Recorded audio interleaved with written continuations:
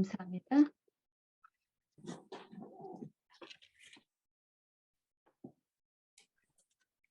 네. 이제 벌써 2022년 한 해도 이제 끝 지점에 와 있는데요. 하나님께서 허락하신 한 해를 마무리하면서 하나님의 은혜를 감사드리는 아름다운 시간을 가지면 좋겠다는 생각이 들고요. 또 아울러서 우리 그리스도인으로서의 신앙을 돌아보면서 더욱 주께로 나아가는 복된 기회가 되면 좋겠다는 생각이 듭니다. 한 해를 지나면서 여러분들의 신앙은 어떠셨는지요? 이만하면 됐다. 이 정도면 잘하고 있다라고 생각하시는지요? 아니면 나는 왜 신앙이 잘하지 않을까? 라면서 고민 가운데 계시는지요? 사실 우리들이 고민하는 것 중에 가장 큰 고민이 있다면 왜 나의 믿음이 자라나지 않는 걸까가 아닐까 생각합니다. 어떻게 해야지 흔들리지 않고 굳건한 믿음을 가질 수 있을까 하는 이런 고민은 아마도 저 같은 연약한 자뿐만 아니라 기독교인이라면 누구나 다, 거의 다 겪는 문제가 아닐까 생각해 봅니다. 그러나 이렇게 고민하고 아파하는 과정은 반드시 필요한 과정이라고 생각해요. 그래서 저도 이 믿음에 관해서 나누기 위해서 부족한 입장에서 정말 많은 생각과 고민의 시간을 가졌는데요. 이 시간 여러분들과 함께 생각하면서 답을 찾아보고 싶습니다. 그래서 오늘 저는 최고의 믿음이란 무엇일까? 라는 제목의 말씀을 나누려고 합니다. 최고의 믿음이란 무엇일까? 참된 믿음이라. 우리에게는 다 바라는 것들이 있죠. 바란다는 의미는 우리가 현재 소유하지 못하기 때문에 갖기를 소망하는 것이지요. 우리에게 좋은 것을 주겠다는 약속을 하나님께서 하셨기 때문에 우리는 그것을 소유하기를 간절히 바랍니다. 그리고 성경은 그 보배롭고 지극히 큰 약속을 우리에게 이미 주셨다라고 말씀합니다. 실제로 우리를 사랑하는 하나님께서 가장 큰 선물을 우리에게 이미 주셨죠. 바로 독생자 예수님이시죠. 그리고 그뿐만 아니라 그의 신기한 능력으로 우리에게는 생명과 경건에 속한 모든 것을 하나님께서 이미 주셨습니다. 약속입니다. 그리고 무엇보다도 우리에게는 영생의 약속이 주어졌습니다. 그러나 실제 지금 우리의 눈에 그 약속이 보이고 들리고 만져지면 좋겠는데 실제는 그렇지 않다는 것이죠. 그러므로 우리는 바라는 것들을 보는 것처럼 보이지 않는 것들을 보는 것처럼 살아야 하는 것입니다. 그것을 우리는 믿음이라고 부르죠. 그래서 히브리서 11장 1절에는 믿음의 정의를 말씀하고 있죠. 믿음이란 바라는 것들의 실상이요 보이지 않는 것들의 증거라고 말씀합니다. 그런데 그렇게 믿음 생활하는 것이 이렇게 쉬운가요? 제가 일전에 한 분과 얘기하는 중에 이런 말을 들었어요. 아니, 보이지 않는 하나님을 어떻게 믿으란 말이야? 그게 말이나 되는 소리야? 라는 말이에요. 인간의 유한한 상식으로는 눈에 보이지 않는 분을 하나님이라 신이라 부르는 것은 부르고 믿는 행위는 사실은 이해가 될 수 없는 일이죠. 그러나 인간이 볼 수 없다고 해서 영원히 계시는 전능자는 없다고 부정한다고 해서 전능자가 안 계신 거는 아니지요. 우리가 아무리 부인해도 거부해도 여전히 전능자 하나님은 살아 계시니까요. 이와 마찬가지로 우리 눈에 보이지 않는다고 해서 하나님께서 우리에게 약속하신 것들, 그 바라는 것들이 존재하지 않느냐 하면 아니죠. 분명히 그것들은 존재합니다. 그런데 그 영생의 약속을 유하는 우리 인간이 어떻게 믿을 수 있단 말인가요? 간절히 그 바라는 실상을 우리는 원하지만 여전히 나의 것으로 만들 수가 없는 것이 우리 인간들의 안타까운 현실입니다. 이것이 우리가 풀어야 할 숙제입니다. 문제입니다. 그러나 이스라엘 백성들에게 가나안 땅을 주었다고 수없이 하나님께서 말씀하셨듯이 예수님으로 말미암아 하늘의 복을 이미 주셨으므로 우리의 소유라고 성경은 반복적으로 우리에게 말씀합니다. 그러므로 우리가 그 축복을 지금 실감하기는 어렵지만 그 축복을 실감하기 전이라 할지라도 그 축복을 받는다고 믿는 그것이 참 믿음이라 라고 성경은 말씀합니다. 눈에 보이지 않지만 이미 그것을 실감할 순 없지만 그 축복을 받았다고 믿는 그것을 참된 믿음이다 라고 말씀합니다. 그래서 그 약속된 축복을 받고 그것을 즐기는 것, 그것이 우리가 소유해야 할 최고의 믿음이다 라고 말씀합니다. 그래서 그 최고의 믿음을 기생 라합과 아브라함의 믿음을 들어서 어떻게 그 믿음이 온전해져서 믿음의 사람이라는 칭찬을 받게 되었는지 그 과정을 살펴보려고 합니다. 먼저 여러분들이 아시는 것처럼 라합은 어떤 사람인가요? 이스라엘 백성들이 출애굽해서 약속의 땅 가나안을 차지하기 위한 첫 관문인 여리고라는 성에 살고 있는 기생이죠.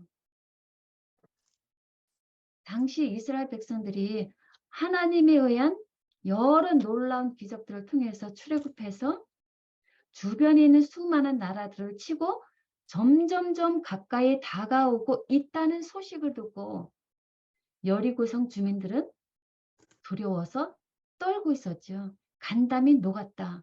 정신을 잃었다. 라고 표현을 하고 있습니다. 그래서 이미 죽은 것과 다를 바 없는 상태에 놓인 여리고성 사람들과 라합의 처지가 지금 이 당시의 모습입니다.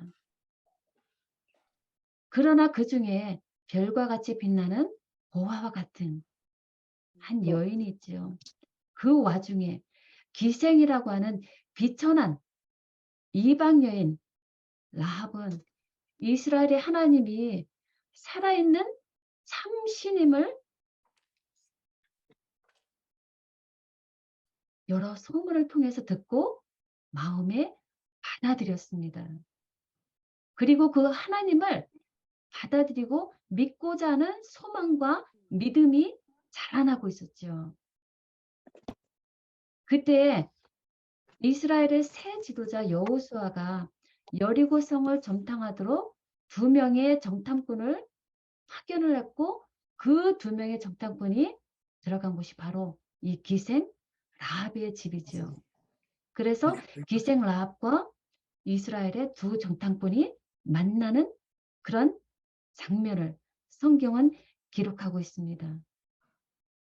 그런데 그 기회야말로 라합에게는 하나님의 섭리와 능력을 더 깨닫는 귀한 기회가 되는 것이죠. 그러나 한편 그때야말로 그녀에게 이것은 믿음의 시험의 시기가 되는 것입니다. 그 정탐꾼들이 자신의 집에 들어온 바로 그날 밤에 누가 오나요? 여리고 성에 정탐꾼들이 들어왔다는 소식이 여리고 성의 왕에게 들어왔고, 여리고 왕이 군사들을 라합의 집에 보내서 그 정탐꾼들을 끌어오라고 하는 명령대로 군사들이 들어닥친 것이죠. 그렇기 때문에 라합의 집에 벌써 그 정탐꾼들이 들어왔다는 것을 안 군사들이 라합에게 명령을 하지요. 그 정탐꾼들을 끌어내라 라고 하는 명령입니다. 이 짧은 순간이 그녀에게는 최후의 생명의 순간이기도 합니다.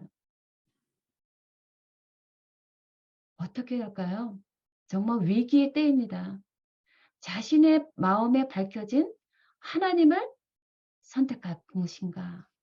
아니면 자신의 목숨과 가족과 조국을 선택할 것인가?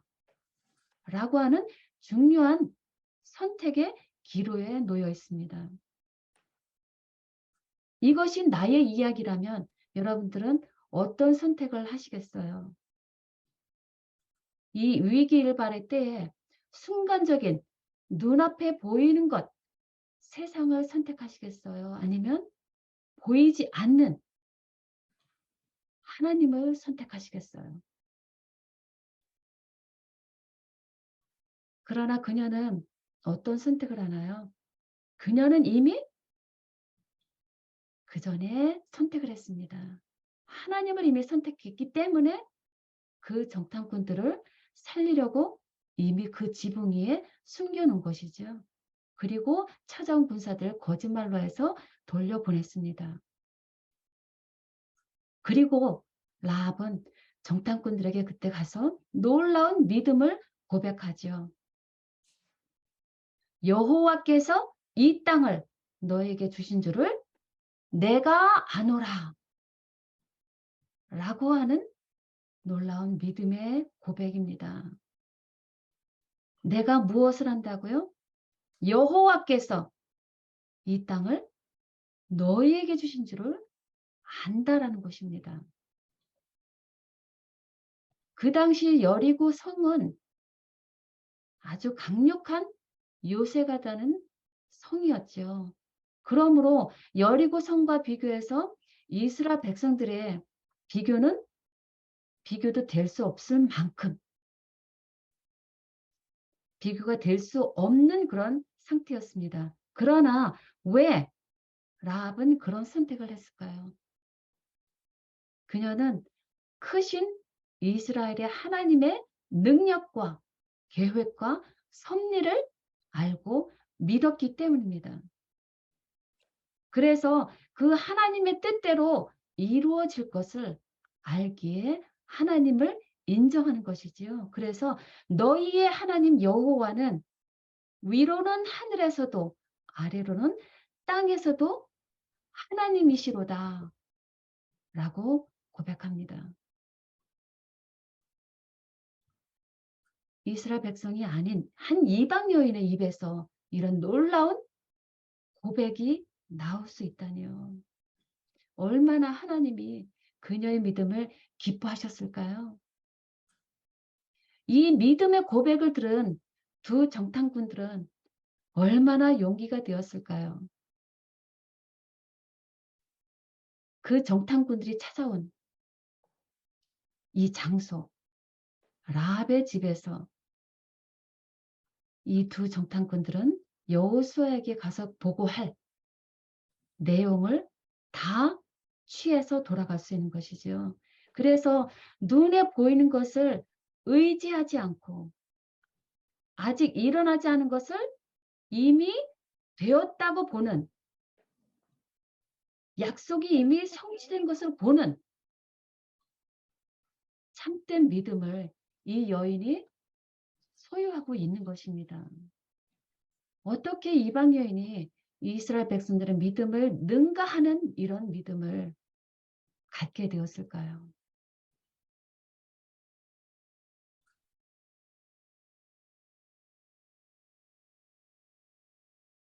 이스라엘에 대한 소문을 듣고 이스라엘의 하나님만이 천지의 유일하신 참신이라는 믿음을 갖도록 빛이 그녀의 어두움 가운데 비추었기 때문입니다. 믿음이 그래서 들음에서 난 것이죠. 그래서 그녀는 정탐꾼들에게서 자신과 가족들의 생명을 보존해 주겠다는 맹세를 받아낸 후에 자신의 목숨을 걸고 두 정탐꾼들을 무사히 탈출시켰습니다. 라합이 이렇게 할 수 있었던 것은 첫째로 자신의 처한 상태를 잘 알았던 데에서 출발합니다. 크신 하나님 앞에 멸망받을 수밖에 없는 절망적인 자신의 상태를 그녀는 잘 깨닫고 있었습니다. 하나님의 도움이 없이는 아무것도 할 수 없는 속절없는 상태임을, 자신 속에는 구원받을 만한 가치가 없음을 그녀는 안 것입니다. 그러나 그녀는 거기에서 더 나아가서 그 절박한 상황에서 구원을 얻기 위해서 하나님을 선택해야 합니다. 구원을 얻기 위해 참신의 마음을 받아들이고 자신을 내맡기고 의지하는 것이 필요하죠. 믿음이란 마음에 지적으로 동의하는 것에서 끝나는 것이 아니고 그것으로 충분하지 않은 것입니다. 자신을 내맡기고 의지할 때 그것이 믿음이다라고 말씀하죠. 하나님께 자신의 생명을 내맡김으로 임박한 여리고의 심판에서 생명이 보존될 것이라는 소망으로 그 여인은 정탐꾼들에게 증표를 구했습니다. 자신의 생명을 보존해 줄 것이라는 그 증표를 이 여자는 받아야 했습니다. 그래서 그 확실한 그 약속을 지키겠다는 그 증표를 정탐꾼들은 붉은 줄을 창문에 매달라고 했죠. 그래서 그녀는 그들이 떠나간 즉시 그 믿음대로 붉은 줄을 창문에 메었지요. 그래서 그 믿음대로 순종했을 때 여리고 성이 함락될 때 그녀와 가족들은 구원받았음을 우리는 압니다. 이 붉은 줄은 생명의 줄이죠. 그녀의 죄를 사하시고 하나님의 백성 삼아서 영생의 구원을 주신 예수님. 바로 그녀를 구원하신 유일한 하나님이시죠. 그러므로 생명의 구원뿐만 아니라 예수님의 족보에 오르는 놀라운 축복을 받았습니다. 그래서 이를 야고보서 2장 25절에는 이렇게 기록하고 있죠. 이와 같이 기생 라합이 사자들을 접대하여 다른 길로 나아가게 할 때 행함으로 의롭다 하심을 받은 것이 아니냐라고 그녀의 믿음을 산 믿음이다라고 칭찬합니다. 그리고 히브리 기자는 역사상 최고의 신앙인들의 반열에 그녀를 두고 이렇게 기록하고 있죠. 믿음으로 기생 라합은 정탐꾼을 평안히 영접하였으므로 순종치 아니한 자와 함께 멸망치 아니하였도다. 정말 라합의 순종과 믿음은 대단한 것입니다. 제가 이 말씀을 준비하기 위해서 어떤 사람을 믿음의 대표자로 예를 들 수 있을까 하고서 말씀을 듣는 중에 야고보서에 있는 이 라합의 이름이 스쳐갈 때 저는 깜짝 놀랐어요. '아 이거다. 라합이다.' 그리고 묵상하는 중에 정말 라합의 믿음과 순종을 다시 한번 확인하게 됐는데요. 그러나 정말 라합의 믿음과 순종만으로 그녀가 구원을 받은 것일까요? 물론 구원은 믿음으로만 주어지고요. 참 믿음은 행위로 확인이 되지요. 그런데 중요한 것은 그 믿음과 순종마저도 우리 스스로 하는 것이 아니라는 것입니다. 성령의 조명하심으로 그 빛이 밝혀질 때 그때 믿음과 순종이 행위가 따를 수 있는 것입니다. 그래서 모든 상황을 하나님이 주도하셔서 그녀의 믿음을 보신 하나님이 그녀를 구원하셨고요. 그녀를 통해서 이스라엘에게 용기 주셔서 용기 주고자 하신 하나님의 은혜를 우리는 라합의 이야기를 통해서 보아야 합니다. 그리고 더 나아가서 이방 민족까지도 구원코자 하시는 하나님의 위대한 계획과 섭리를 이 라합을 통해서 이루신 하나님의 놀라운 일하심. 그것이 바로 라합의 이야기고요. 그리고 우리들의 이야기라는 것입니다. 이번에는 믿음의 조상 아브라함을 통해서 믿음을 확인해 보려고 합니다. 아브라함이 하나님께서 자신에게 약속하신 씨를 안 주었다고, 그래서 나는 받은 것이 없다라고 하나님께 항의합니다. 그래서 그 씨를 자신 스스로 만들려고 했지요.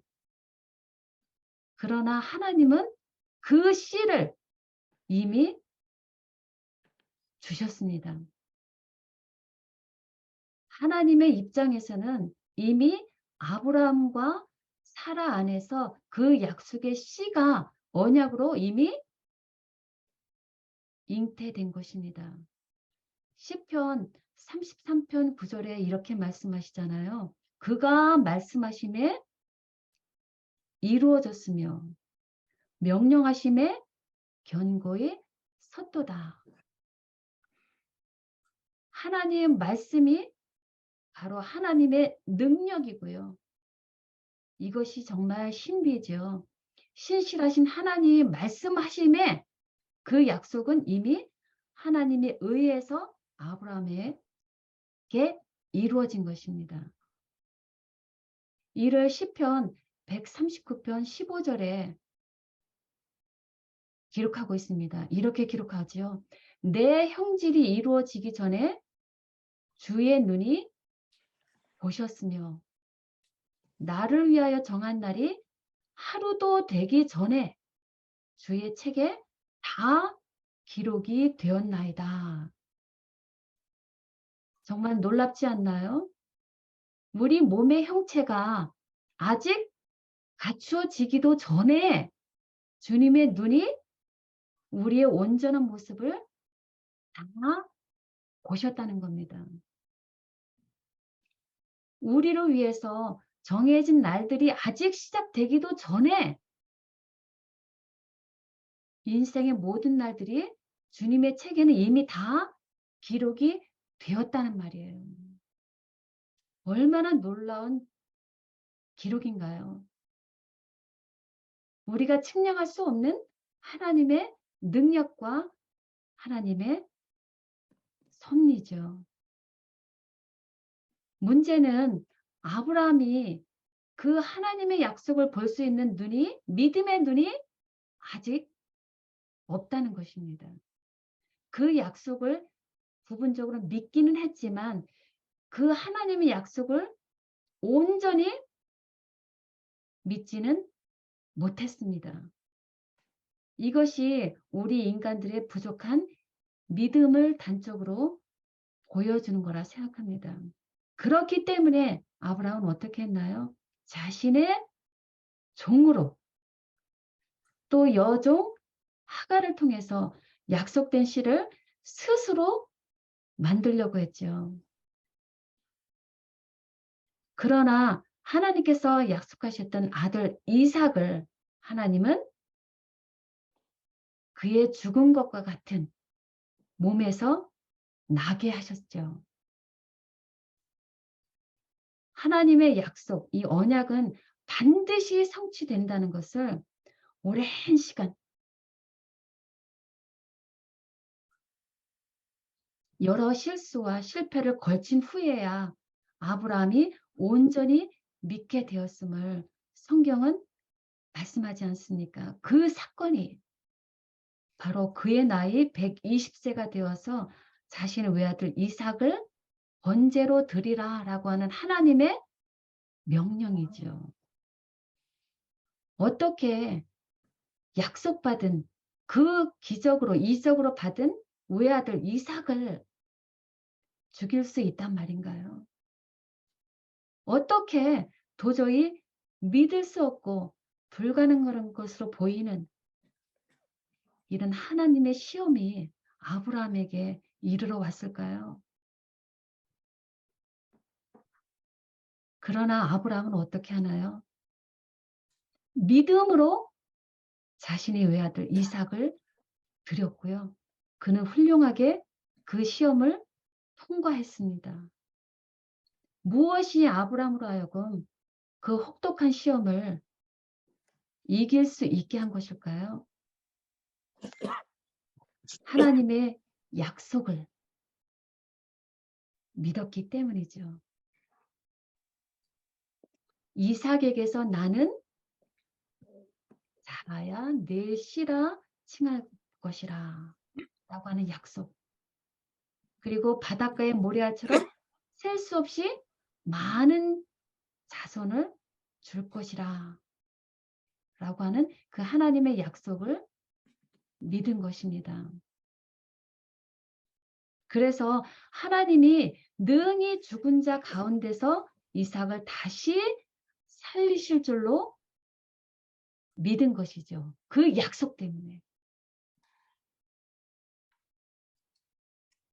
아브라함이 이같이 믿음의 시험에 마침내 합격하게 된 것은 하나님께서 그와 함께 하셔서 지속적으로 그에게 약속을 생각나게 하셨고요. 그의 인생을 이끌어 주셨기 때문입니다. 보이지 않는 장래일에 대한 빛을 주셨기 때문입니다. 그래서 그는 믿음으로 장차 오실 구주를 믿음의 눈으로 바라볼 수 있었던 것이죠. 그래서 후에 예수님은 바리새인들에게 뭐라고 말씀하셨어요? 너희 조상 아브라함은 나의 때 볼 것을 즐거워하다가 보고 기뻐하였다. 라고 하셨죠. 이것이 최고의 믿음이죠. 그 최고의 믿음을 하나님은 아브라함을 통해서 이루어 주셨고요. 하나님은 이 아브라함을 통해서 우리도 그렇게 될 수 있다. 그런 삶을 살아라. 라고 말씀하시고요. 그런 최고의 믿음을 소유하기를 바라는 간절한 소망을 우리에게 허락하시는 것입니다. 그러므로 믿음은 무엇에 기초할까요? 시대의 소명 말씀 보면 믿음은 하나님의 약속과 기초에 섭리한다라고 말씀합니다. 하나님의 수많은 약속들과 하나님의 섭리하심. 그것에 우리의 믿음이 근거돼야 하는 겁니다. 그래서 주께서 말씀하신 것은 반드시 성취된다고 믿는 것. 그래서 하나님의 약속을 실행하는 것. 그것이 믿음이다라고 말씀하고 있고요. 그리고 우리는 믿음과 순종을 통해서 우리는 하나님의 약속들, 영생을 얻을 수 있는 것입니다. 그런데 여기서 생각해 볼 것은 우리는 믿음이 우리의 구주가 아니라는 사실입니다. 믿음이 우리의 구주가 될 수 없다는 것이죠. 믿음 자체는 우리에게 아무런 유익을 주지 못합니다. 우리 인간은 성령님의 도우심 없이는 회개조차 할 수 없는 존재이기 때문에요. 회개도 믿음도 우리 스스로는 할 수 없다는 것입니다. 그렇다면 무엇이 우리에게 구원을 주는 걸까요?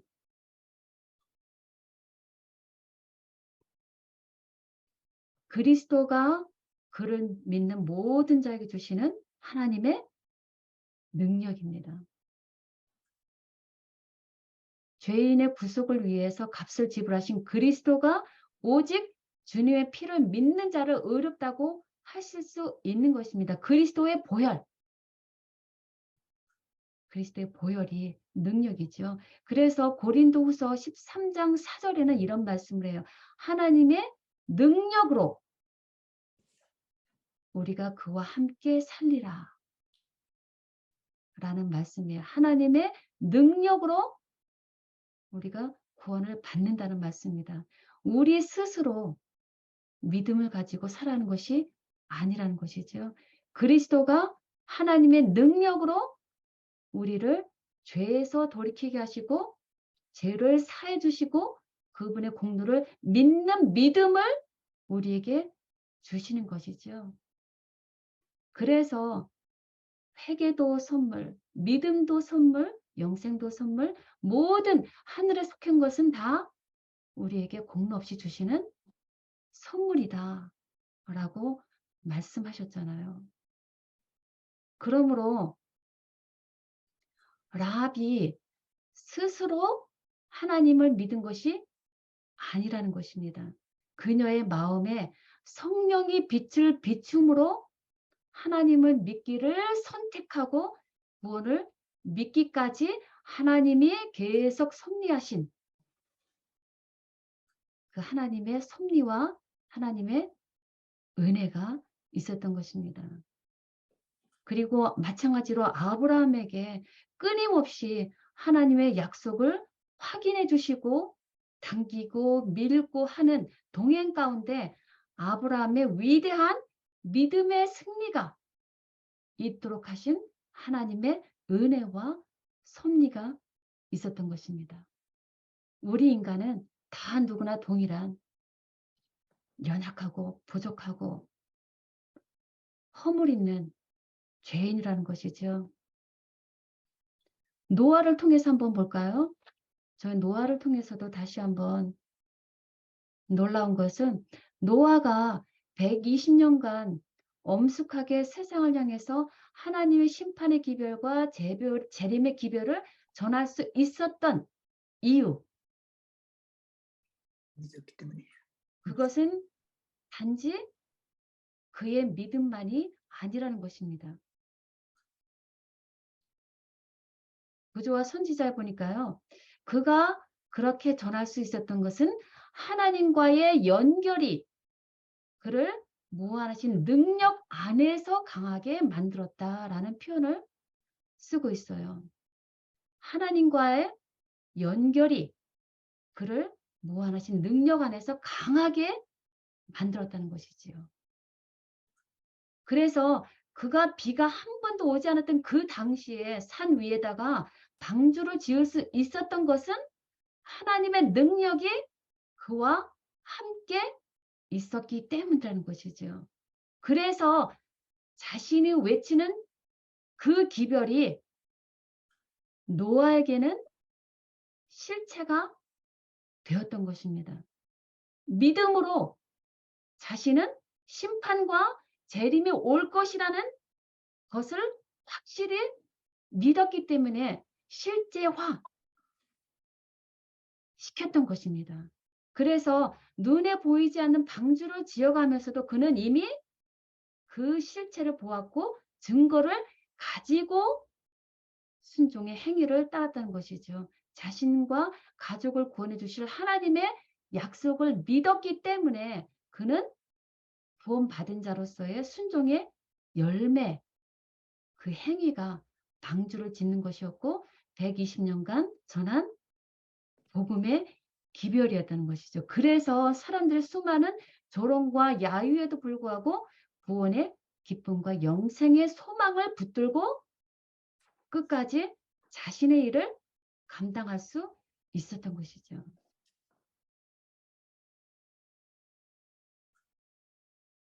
그리고 갈렙과 여호수아도 한번 우리가 묵상해 볼 수 있죠.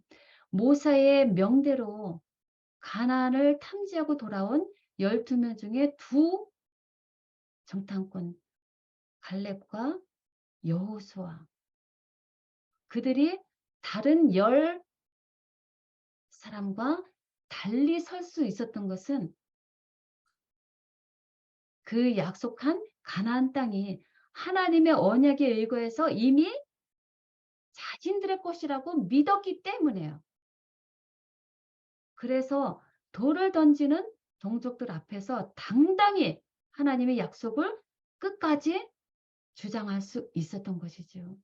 약속을 붙잡았기 때문에 약속을 이미 자신의 것으로 믿고 살았기 때문에요.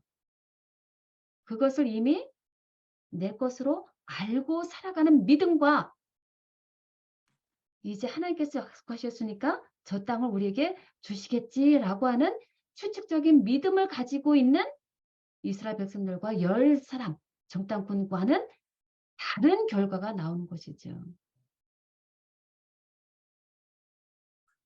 그리고 사도 바울 통해서도 우리는 확인해 볼 수 있는데요. 사도 바울만큼 하늘 집에 대한 약속을 굳게 믿고 실제 보는 것처럼 누리고 산 사람이 없다고 생각합니다. 그래서 고린도후서 4장 18절에는 뭐라고 말씀하나요? 우리의 돌아보는 것은 보이는 것이 아니요 보이지 않는 것이니 보이는 것은 잠깐이요 보이지 않는 것은 영원함이니라 라고 자신 있게 말할 수 있는 것이죠.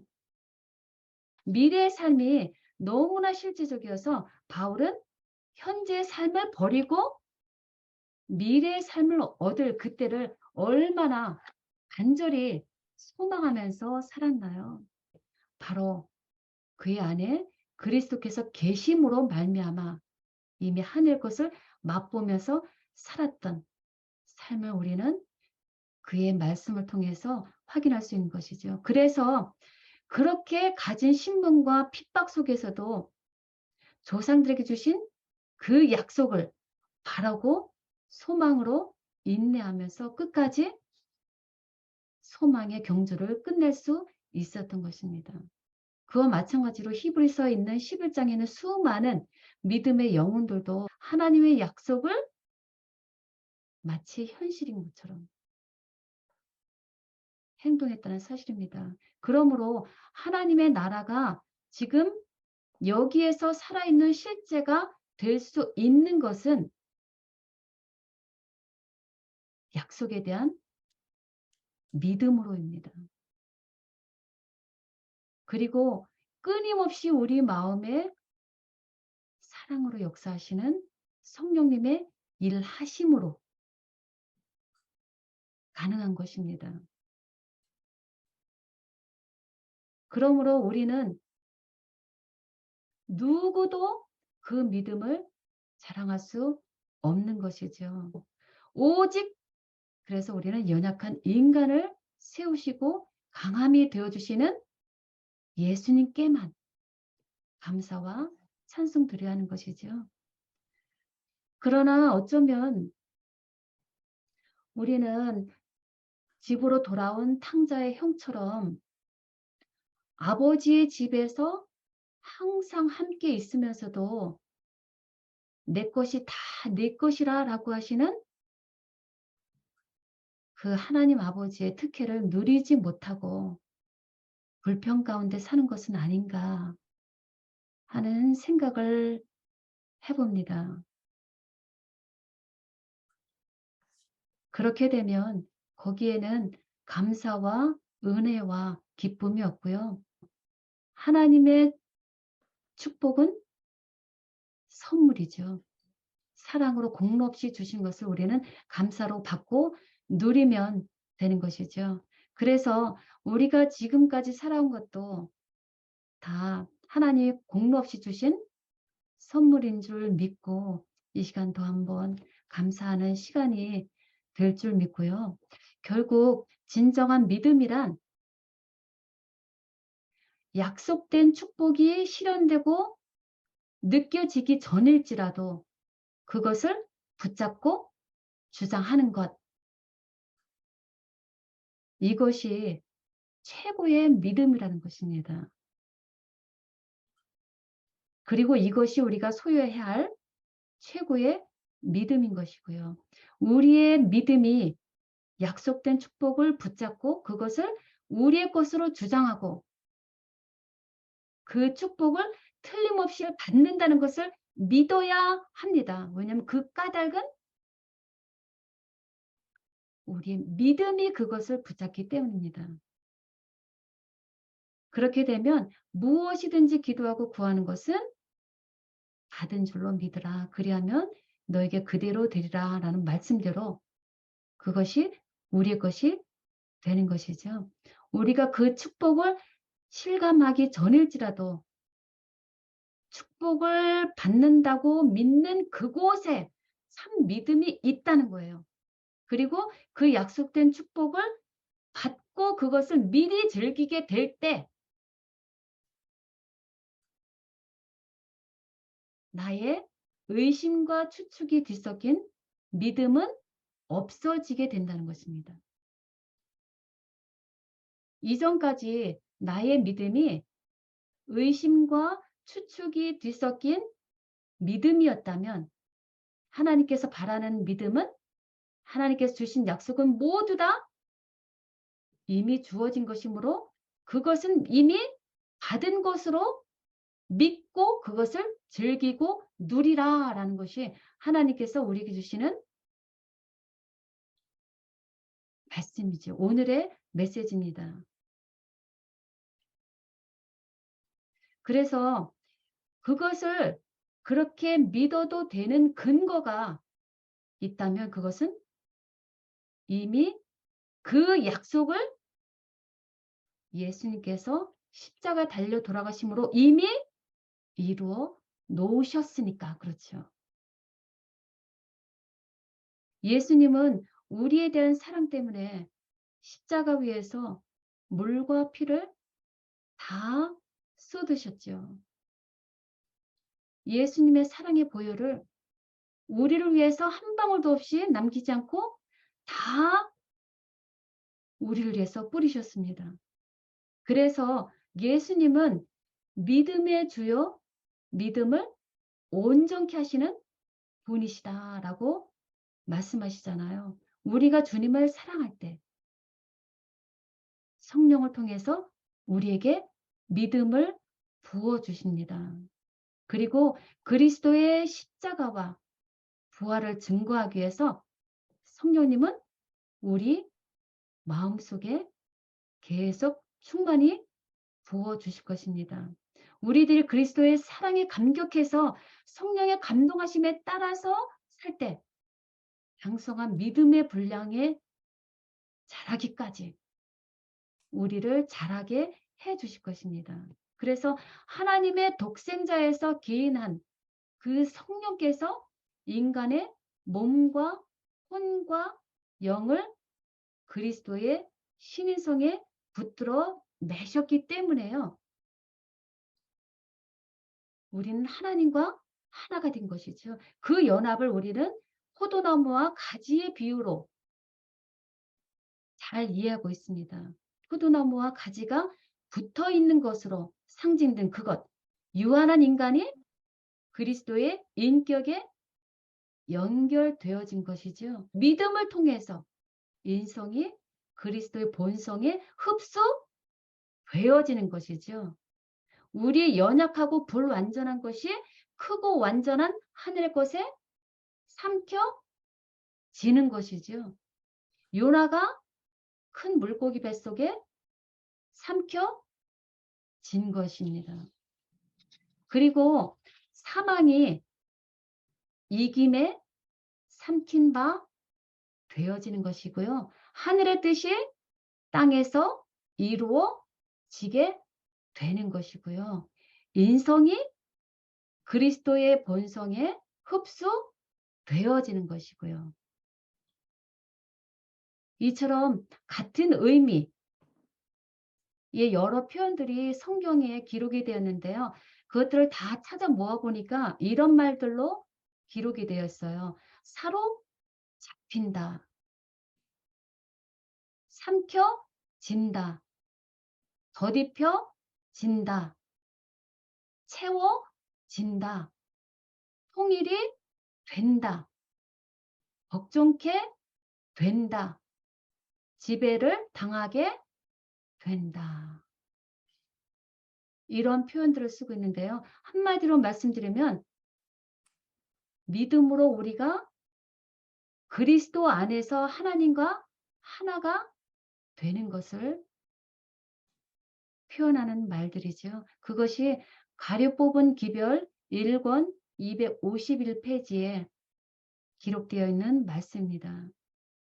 그래서 이 하나됨에 이르러 올 때 어떤 일이 일어나요? 약속하신 대로 6000년 역사 이래로 우리가 기다려온 새하늘 새 땅, 예수님의 재림이 이 땅에 이루어지는 것이죠. 재림의 약속이 이 땅에 성취될 때가 가까이 왔습니다. 새하늘 새 땅에 데려가시기 위해서 수수된 곡식을 거두러 예수님께서 오신다는 것입니다. 그래서 하나님의 긍휼과 예수님의 십자가의 사랑과 성령님의 설득하심으로 우리를 거듭나게 하셨고요. 우리에게 산 소망이 있게 하셨기 때문에요. 우리의 믿음은 내가 믿었다, 내가 순종했다 라고 자랑할 수가 없다는 것입니다. 그 누구도 믿음을 자랑할 수 없습니다. 또 저는 그렇게 자랑할 만한 믿음조차 없기에 단지 우리의 믿음이 그리스도의 장성한 분량에까지 자라도록 그리스도의 십자가를 지속적으로 바라봄으로 인해서 더욱 예수님과 하나 되기를 기도하면서 오로지 그분 안에만 매달려야 되겠다 하는 생각을 이 시간 더 붙이게 되었고요. 아무쪼록 하나님께서 우리에게 약속하신 좋은 것들을 하나님 앞에서 기뻐하며 즐기며 누리는 것, 그것이야말로 하나님께서 가장 기뻐하시는 것이 아닐까 하는 생각을 해봅니다. 그러므로 우리가 이런 약속을 미리 즐기고 누리게 될 방법, 우리는 반복적으로 성경에 있는 주어진 약속들과 하나님의 섭리, 그 인도하심을 계속적으로 묵상해야 하는 것입니다. 아무쪼록 그리스도께서 약하심으로 십자가에 못 박혔으나 오직 하나님의 능력으로 살으신 것처럼 우리도 저희 안에서는 약하나 하나님의 능력으로